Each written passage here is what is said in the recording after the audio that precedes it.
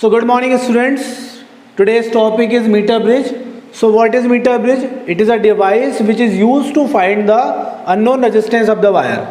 And in this device a 1 meter long wire is used and it is depend on the principle of Wheatstone bridge. That's why it is called meter bridge. हम इसके construction की बात करते हैं तो यहाँ पर ये जो है ये मेटल की स्ट्रिप्स होती हैं, या तो हम ब्रास की लेते हैं या कॉपर की लेते हैं। हमें ध्यान रखना होता है इसका रेजिस्टेंस क्या हो, कम से कम हो, इसलिए हम क्या यूज़ करते हैं, a thick copper wire, a thick sheet of copper wire, क्योंकि हमें सभी को मालूम है resistance is equals to rho L upon A. तो यदि एरिया ज़्यादा होगा तो रेजिस्टेंस क्या होगा, कम होगा, इसलिए हम किसका इस्तेमाल करते हैं, थिक कॉपर स्ट्रिप। और इसमें एक 1 मीटर लॉन्ग वायर, किसका, कॉन्स्टेंटन और मैग्नीन का 1 मीटर लॉन्ग वायर यूज़ करते हैं। अब इन्हीं मेटल का क्यों यूज़ किया जाता है, बेसिकली ये अलाव होते हैं और इनका जो रेजिस्टेंस होता है वो टेम्परेचर पर डिपेंड नहीं करता है। मतलब हमें एक ऐसा वायर चाहिए जो टेम्परेचर पर डिपेंड नहीं करे। यदि कोई वायर है जिसका रेजिस्टेंस टेम्परेचर पर डिपेंड कर रहा है तो इसमें से लगातार यदि करंट फ्लो होता है तो उस करंट के कारण लगातार हीट डेवलप होगी और इस हीट के कारण इसका रेजिस्टेंस चेंज होता जाएगा। ठीक है, तो हमें ऐसा वायर चाहिए जिसका रेजिस्टेंस टेम्परेचर पर डिपेंड कम करे। ठीक है, इसलिए हमने किसका इस्तेमाल किया, कॉन्स्टेंटन और मैग्नीन का। फिर इस वायर के साथ एक सेल और एक की को जोड़ दिया जाता है।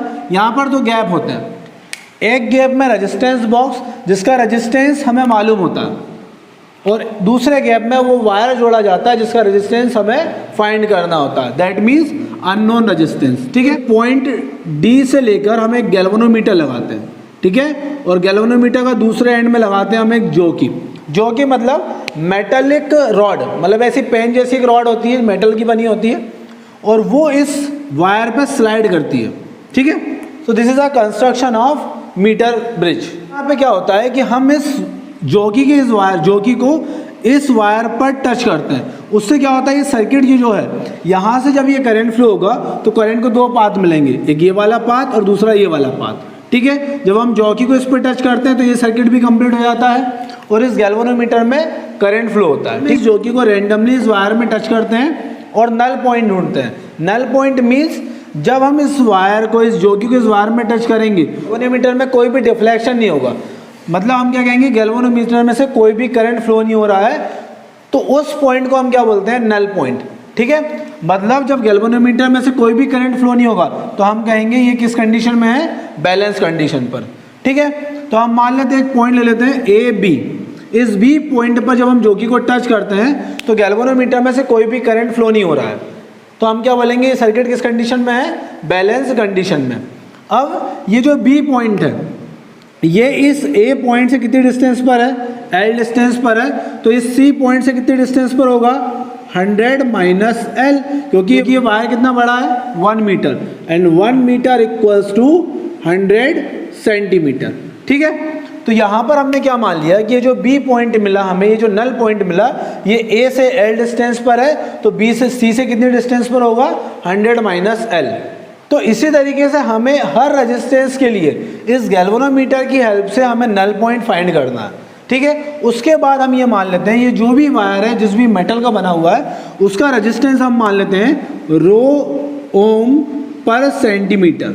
इस वायर का रेजिस्टेंस कितना मान लिया हम लोगों ने, रो ओम पर सेंटीमीटर। मतलब यदि मैं 1 सेंटीमीटर वायर लूँ तो उसका रेजिस्टेंस कितना होगा, रो। यदि 2 सेंटीमीटर का लेंगे तो 2 इंटू रो, 3 सेंटीमीटर का लेंगे तो 3 इंटू रो। तो यदि ये L सेंटीमीटर का वायर है तो इसका रेजिस्टेंस कितना होगा, रो इंटू एल, और इसी को हम क्या बोलेंगे, P। ठीक है, द रेजिस्टेंस P। अब बाकी का वायर का पार्ट देखिए, ये वायर का पार्ट है, इसका रेजिस्टेंस कितना होगा, 100 माइनस एल इंटू रो, और इसी को हम क्या बोलेंगे, Q। मतलब ये जोकी क्या करती है, इस वायर को 2 पार्ट्स में डिवाइड कर देती है। एक पार्ट के रेजिस्टेंस को हमने क्या नाम दिया, P, और दूसरे पार्ट के रेजिस्टेंस को हम क्या नाम देंगे, Q। इस तरीके से हमारे पास चारों रेजिस्टेंस हो गए, P, Q, R, S, और ये सर्किट किस कंडीशन में है, बैलेंस कंडीशन में। तो by the principle of Wheatstone bridge P by Q is equals to R by S। ठीक है, put the value of P, rho into L upon 100 minus L into rho. R हमें given होता है और S हमें find करना है। So rho से rho cancel, so S is equals to R 100 minus L upon L. इस तरीके से केवल हम नल पॉइंट फाइंड करके, ठीक है, किसी भी वायर का अननोन रेजिस्टेंस फाइंड कर सकते हैं। अब इसमें हमें कुछ प्रिकॉशंस रखने होते हैं। जब एक्सपेरिमेंट करेंगे तो हमें लगातार इसमें करंट फ्लो नहीं होने देना है। हम जब एक्सपेरिमेंट कर रहे हैं, जब हम रीडिंग ले रहे हैं, जब हम नल पॉइंट ढूंढ रहे हैं, उस समय इसमें करंट फ्लो होने दें। उसके बाद इस की को ऑफ कर दें, क्योंकि यदि लगातार करंट फ्लो होगा तो उस वायर में हीट डेवलप होगी, जिससे उसका टेम्परेचर बढ़ेगा और उस वायर का रेजिस्टेंस भी चेंज हो जाएगा।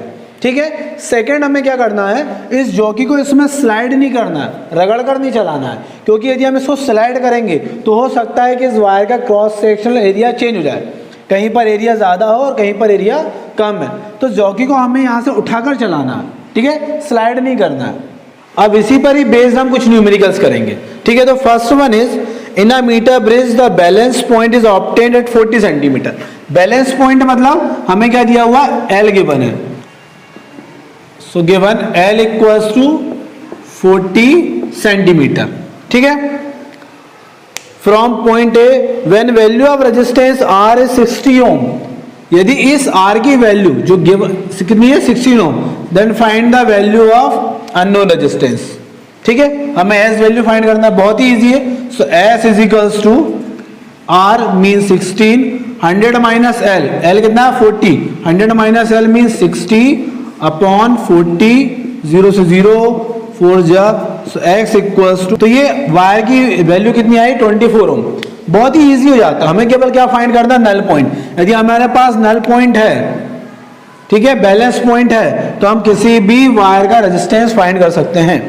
अब इसी में एक क्वेश्चन और है, if the R and S are interchange then what will be the effect on balance point.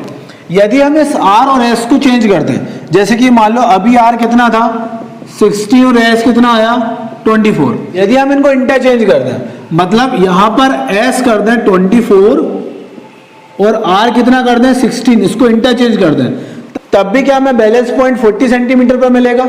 ठीक है। तो देख लेते हैं एक बार,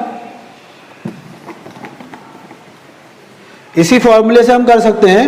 अब यहां पर s के प्लेस पे कितना है 16, सो 16 multiply with r is 24, 100 minus l upon l।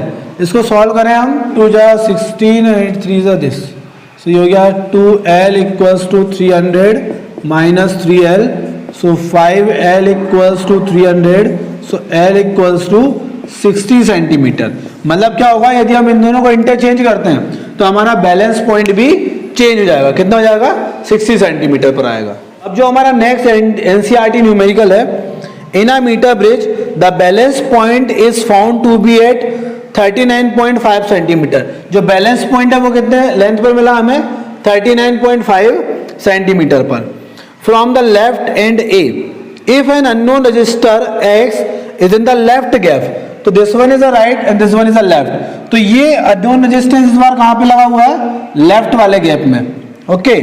And a known resistor of resistance 12.5 ohm is in the right gap. और अब इस बार क्या किया है, नोन रेजिस्टेंस कहां पे लगाया है, राइट गैप में, 12.5 ओम।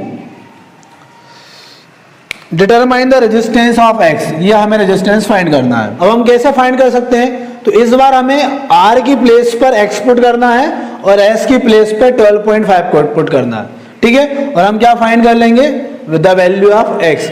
या इससे भी अच्छा तरीका मैं तुम लोगों को बताऊं, हमारे पास व्हीट स्टोन ब्रिज है। व्हीट स्टोन का प्रिंसिपल क्या होता है, P by Q is equals to R by S, that means P by Q is equals to R by S। ये कितना दिया हुआ है, ये जो P है ये कितना है 39.5, 39.5, तो Q कितना होगा 100 minus L, so 100 minus 39.5 and the value of P by and the value of R is X and S is 12.5। तो हम ऐसे भी कर सकते हैं, यदि हम व्हीट स्टोन ब्रिज का भी प्रिंसिपल यूज करें, P by Q is equals to R by S। What is P, rho into L, what is Q, 100 minus L into rho. Rho से रो क्या होता है, कैंसिल हो जाता है, तो बचता क्या है, केवल P by Q, that means 39.5, 100 minus 39.5। अब इसे हम सॉल्व कर लेते हैं।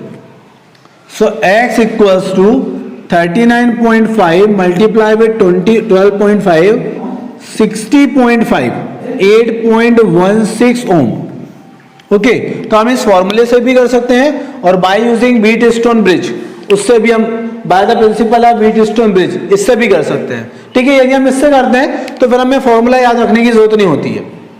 अब इसी में नेक्स्ट क्या है, why are the connection between resistor in a Wheatstone और metre bridge made of thick copper strip. मतलब ये जो स्ट्रिप लगाई जाती है थिक क्यों होती है?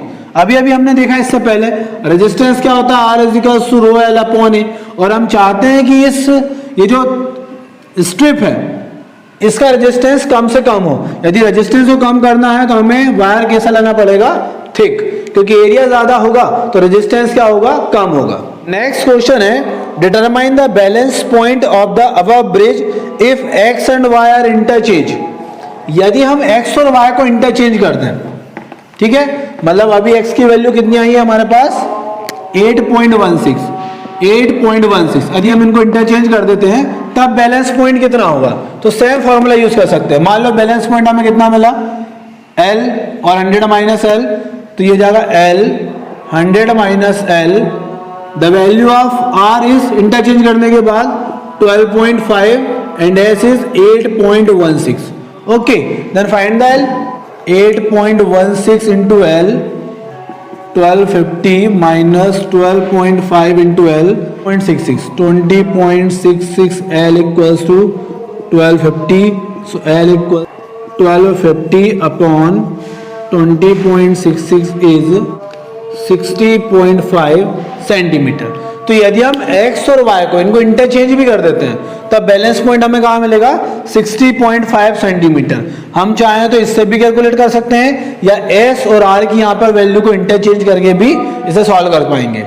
इसी में ही नेक्स्ट है, what happens if the galvanometer and cell are interchange at the balance point of the bridge, would the galvanometer show any current.